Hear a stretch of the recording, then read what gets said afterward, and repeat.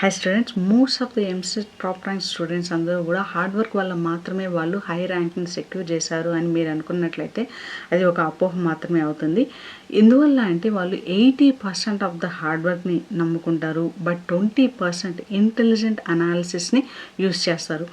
వాళ్ళు top rank secure చేయడానికి దాని వెనకాల ఒక లాజిక్ అనాలిసిస్ ఉంటుంది, రీజనింగ్ ఉంటుంది. వీటిని పర్ఫెక్ట్గా సైంటిఫిక్ మాడ్యూల్లో మాడిఫై చేసి ఇంప్లిమెంట్ చేయడం వల్ల వాళ్ళు హైయెస్ట్ స్కోర్ అనేది ఇంప్లిమెంట్ చేయగలుగుతారు. సో ఈ వీడియోలో నేను మీకు రియల్ ఎంసెట్ ఎగ్జాంపుల్స్తో సహా ఈ హ్యాక్స్ని మీరు ఉపయోగించి మీరు టాప్ స్కోర్ని అట్లీస్ట్ 20% ఆఫ్ ద మార్క్స్ని ఎలా ఇంప్రూవ్ చేసుకోవాలో ఇన్ డీటెయిల్గా క్లియర్గా ఎగ్జాంపుల్స్తో సహా ఎక్స్ప్లెయిన్ చేస్తాను. సో ఈ వీడియోని లాస్ట్ వరకు చూడండి. లాస్ట్లో నేను మీకు ఒక టిప్ చెప్తాను, అంటే ఈ హ్యాక్స్ ఎంతవరకు మీ అనాలిసిస్లో హెల్ప్ చేస్తాయో పర్సంటేజెస్తో సహా నేను మీకు ప్రూవ్ చేస్తాను. దానివల్ల మీ కాన్ఫిడెన్స్ లెవెల్స్ అనేవి పెరుగుతాయి.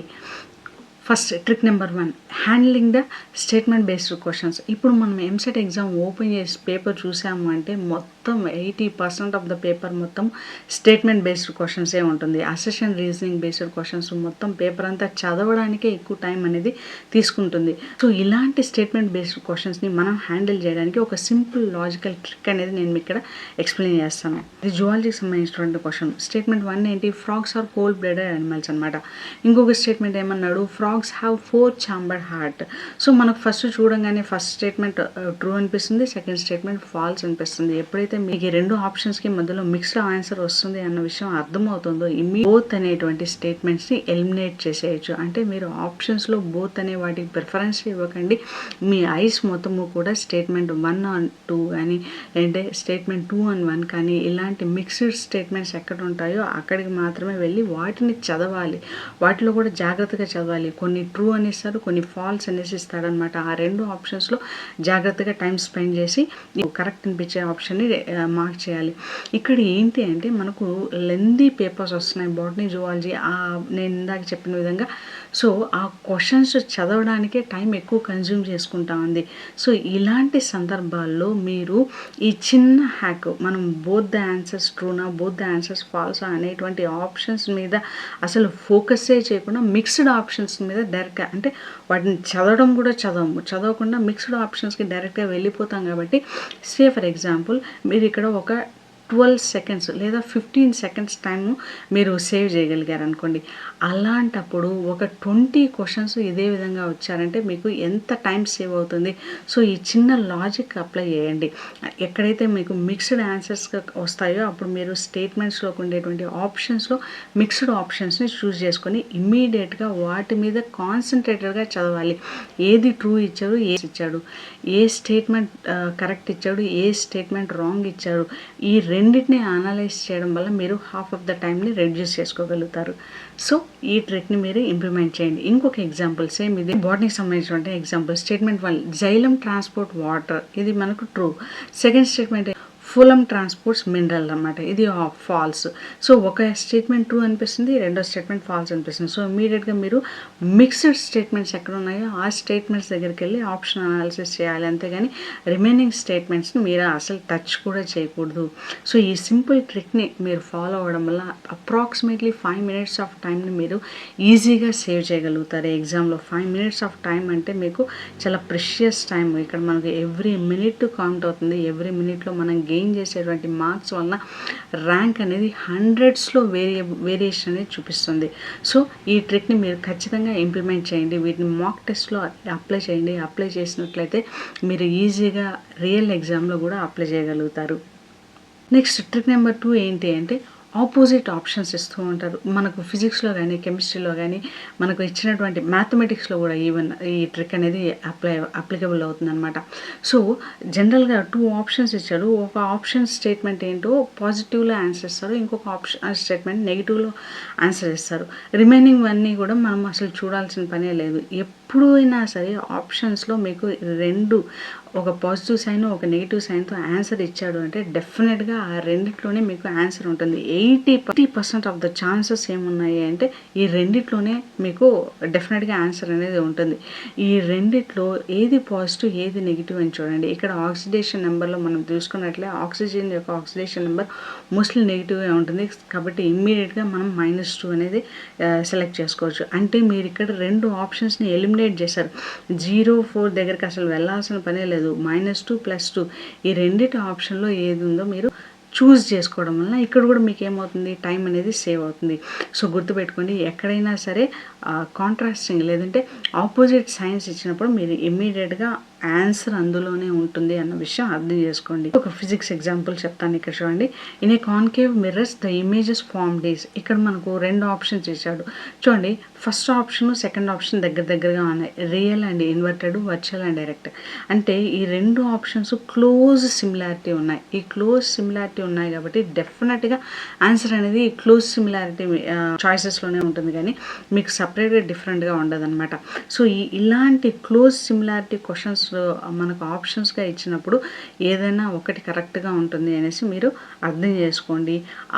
దాని ప్రకారం ఆ ఆప్షన్ని మాత్రమే అనలైజ్ చేయండి. రిమైనింగ్ 2 ఆప్షన్స్ని మీరు హ్యాపీగా వదిలేయచ్చు అనమాట. ఎప్పుడైతే అలా చేస్తారో మీకు ఇక్కడ కూడా చాలా టైం అనేది సేవ్ అవుతుంది. Trick number 3, trust your first instinct. So ఎప్పుడైనా సరే మనం ప్రశ్న చదవగానే ఇమ్మీడియట్గా అనిపిస్తుంది ఆప్షన్ ఏ కరెక్ట్ అనేసి అనిపిస్తుంది. మళ్ళీ మనకి ఇమ్మీడియట్గా లాజిక్ వచ్చి ఏ కాదు, బి అవుతుందేమో, సి అవుతుందేమో, డి అవుతుందేమో. కొన్ని సందర్భాల్లో మాత్రమే ఇలా జరుగుతుంది. ఎందుకంటే మీరు చాలాసార్లు టెక్స్ట్ బుక్ చదివినట్లయితే మీకు కొన్ని పదాలు చూస్తూ అది కళ్ళకు అర్థమైపోతుంది. ఇమ్మీడియట్గా మనం ఆ క్వశ్చన్ చదివినప్పుడు మనకు ఒక ఫీలింగ్ వస్తుంది, ఏ అనే ఆప్షన్ కరెక్ట్ లేదా బి అనే ఆప్షన్ కరెక్ట్ అనేసి మనకి ఎప్పుడైతే ఆ ఫీలింగ్ వస్తుందో వెంటనే ఆ ఇన్స్టింక్ట్ని నమ్మి మీరు ఆప్షన్ని చూస్ చేసుకోండి. అంతేగాని డీప్గా లాజికల్ థింకింగ్లోకి వెళ్ళొద్దు. Most of the times 80% of the time అది కరెక్ట్ అవుతుంది. ఏది మీరు బాగా ఎంసెట్ కోసం ప్రిపేర్ అయినప్పుడు మాత్రమే ఈ ట్రిక్ వర్క్ చేస్తుంది. మీరు ఏం చదవకుండా ఓన్లీ గట్ ఇన్స్టింక్ట్ మాత్రమే మీరు వెళ్ళి ఆప్షన్స్ని పెట్టారంటే అది రాంగ్ అయిపోతుంది. నేను బాగా హార్డ్ వర్క్ చేసి చదివిన వాళ్ళకు మాత్రమే ఈ ట్రిక్ అప్లై చేయమని చెప్తున్నాను.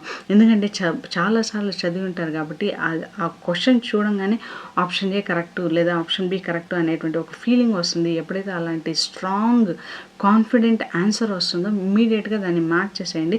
దానికోసం ఎక్సెస్ టైం అనేది మీరు ఇవ్వద్దండి. అలా చేయడం వల్ల most of the times answer అనేది కరెక్ట్ అవుతుంది. అట్ ద సేమ్ టైం మీరు టైం అనేది సేవ్ చేసి నెక్స్ట్ క్వశ్చన్లో ఆ టైంని మీరు ఇన్వెస్ట్ చేసుకోగలుగుతారు.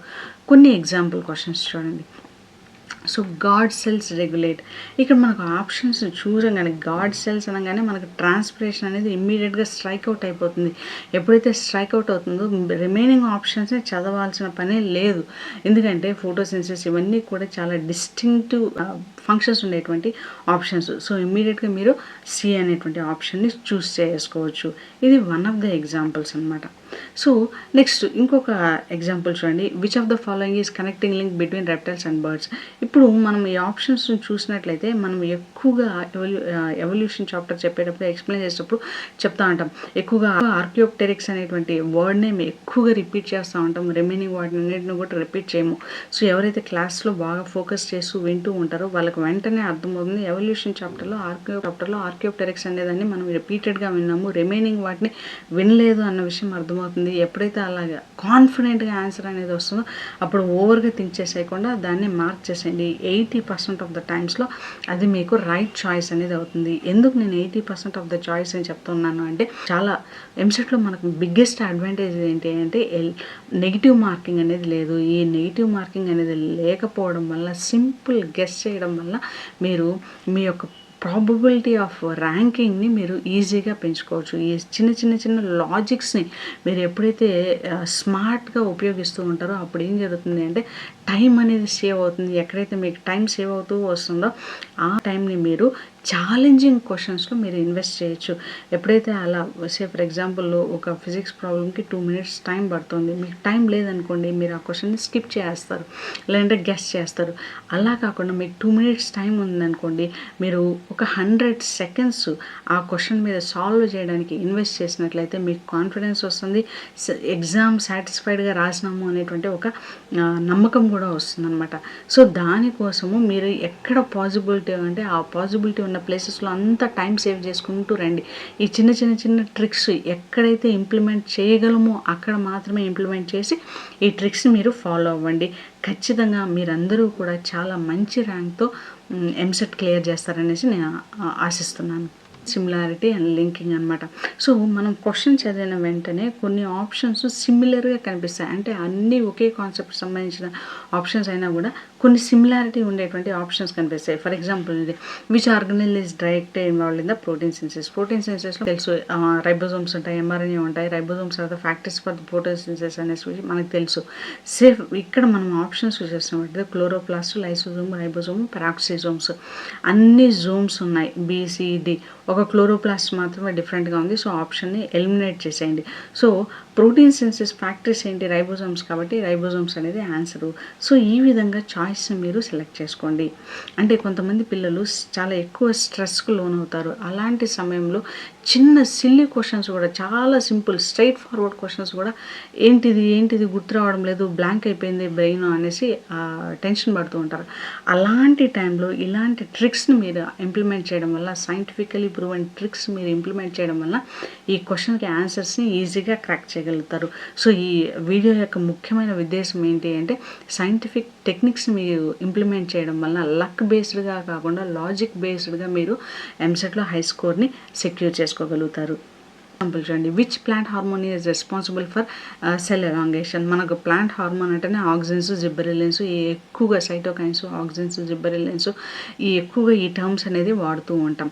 ఇక్కడ మనం చూడంగానే options auxins, cytokines, remaining options మనము వెళ్ళాల్సిన పనే లేదు. సైటోకైన్స్, ఆక్సిన్స్లో కూడా ఎలాంగేషన్, ప్లాంట్ గ్రోత్కి ఏది స్పెసిఫిక్గా హెల్ప్ చేస్తుంది అంటే సైటోకైన్స్, ఆక్సిన్స్లో డెఫినెట్గా ఆక్సిన్స్ అనేది టిక్ చేసుకోవాలన్నమాట. అంటే రిమైనింగ్ ఎథిలిన్, అబ్సిసిక్ యాసిడ్ దాన్ని అనలైజ్ చేయాల్సిన అవసరం ఉండదు. సైటోకైన్స్, ఆక్సిన్స్లో ఎలాంగేషన్, గ్రోత్కి సంబంధించింది ఏదైతే ఆక్సిన్ అనే విషయం అర్థమవుతుంది.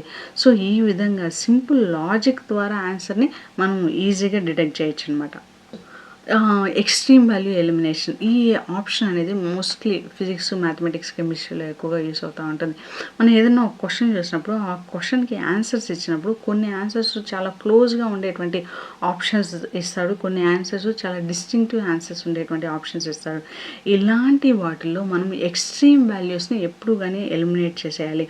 ఎక్స్ట్రీమ్ వాల్యూస్ని ఎలిమినేట్ చేసి మిడిల్లో ఉండేటువంటి వాల్యూస్ని మనం తీసుకోవాలి. ఫర్ ఎగ్జాంపుల్ ఇక్కడ ఒక ఎగ్జాంపుల్ చూడండి.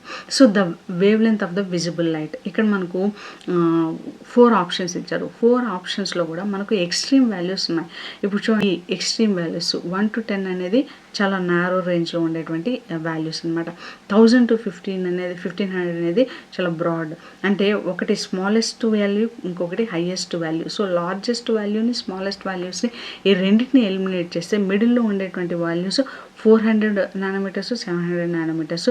So 10 nanometres, 100 nanometres. So visible length వచ్చేసి 10కి 100కి మధ్య డెఫినెట్గా ఉండదు. So right choice is 400 to 700 nanometres.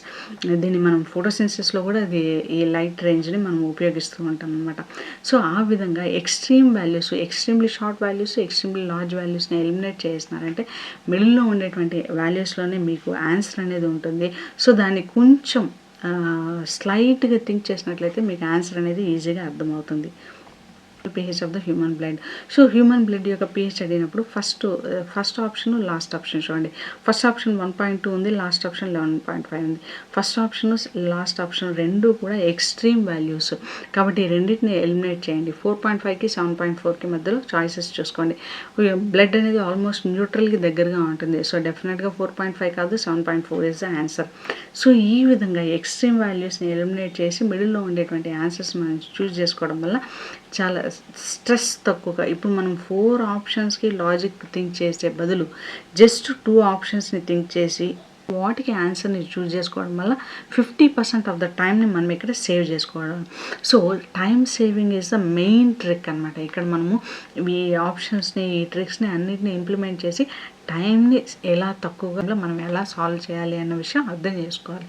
అర్థం చేసుకొని ఇంప్లిమెంట్ చేసినట్లయితే ఒక చిన్న 3-4 మార్క్స్ డిఫరెన్స్తోనే ర్యాంకు ఎలా ఒక హండ్రెడ్స్లో డిఫరెన్స్ అనేది వస్తుంది. సో ఈ ట్రిక్స్ అన్ని మీరు తప్పకుండా ఇంప్లిమెంట్ చేయండి. ఇంప్లిమెంట్ చేసి మీ యొక్క స్కోర్ని పెంచుకోండి. నేను మీకు చెప్పాను కదా లాస్ట్లో ఒక కాన్ఫిడెన్స్ బూస్టింగ్ టిప్ ఇస్తాను అనేసి. ఎంసెట్లో మనకు బిగ్గెస్ట్ అడ్వాంటేజ్ ఏంటి, నీట్తో కంపేర్ చేసినట్లయితే ఎంసెట్లో మనకు నెగిటివ్ మార్కింగ్ అనేది లేదు. ఇది చాలా చాలా చాలా చాలా హెల్ప్ఫుల్ అనమాట. ఎప్పుడైతే నెగిటివ్ మార్కింగ్ లేదో మీరు అన్నెసరీగా ఏ ఆప్షన్ పడితే ఆప్షన్ సెలెక్ట్ చేసే బదులు ఇప్పుడు నేను చెప్పినటువంటి ఈ సింపుల్ హ్యాక్స్ అన్నిటిని మీరు ఇంప్లిమెంట్ చేసి ఆ లాజిక్ ప్రకారం మీరు ఆప్షన్స్ని చూస్ చేసుకున్నట్లయితే డెఫినెట్గా మీరు మంచి మార్క్స్ అనేవి స్కోర్ చేస్తారు. సో ఫర్ ఎగ్జాంపుల్ మీరు ఒక 10 క్వశ్చన్స్ లేదా 15 క్వశ్చన్స్ లాజిక్ ప్రకారం ఆన్సర్ చేశారనుకోండి, అయ్యేటువంటి ఛాన్సెస్ 60 to 75% ఉంటాయి. అంటే మీరు ఒక్కొక్క క్వశ్చన్కు ఒక 15 క్వశ్చన్స్ ఆన్సర్ చేశారు అంటే అప్రాక్సిమేట్లీ మీకు 7 to 8 క్వశ్చన్స్ అనేవి ఈజీగా కరెక్ట్ అవుతుంది. 7 to 8 క్వశ్చన్స్ అంటే 7 to 8 మార్క్స్ అనేవి ఇంప్రూవ్ అవుతాయి. 140 క్వశ్చన్స్లో మినిమం మీరు 20 క్వశ్చన్స్ని ఈ లాజిక్స్ని ఉపయోగించి మీరు సాల్వ్ చేయగలరు. సో డెఫినెట్గా ఈ ట్రిక్స్ అన్ని ఇంప్లిమెంట్ చేయండి. ఇంప్లిమెంట్ చేయడం వల్ల, స్మార్ట్గా థింక్ చేయడం వల్ల మీ స్కోర్ని ఈజీగా ఎన్హాన్స్ చేసుకోండి. అట్ ద సేమ్ టైం ఈ ట్రిక్స్ అన్ని 20% మాత్రమే వర్క్ అవుతాయి. 80% అనేది హార్డ్ వర్క్ మీద మాత్రమే డిపెండ్ అవుతుంది అన్న విషయాన్ని మీరు గుర్తుపెట్టుకోండి. So I wish you all the success in your EAMCET examinations. Video నచ్చినట్లయితే కింద ఎంసెట్ అని టైప్ చేయండి. Subscribe to my YouTube channel. Thank you.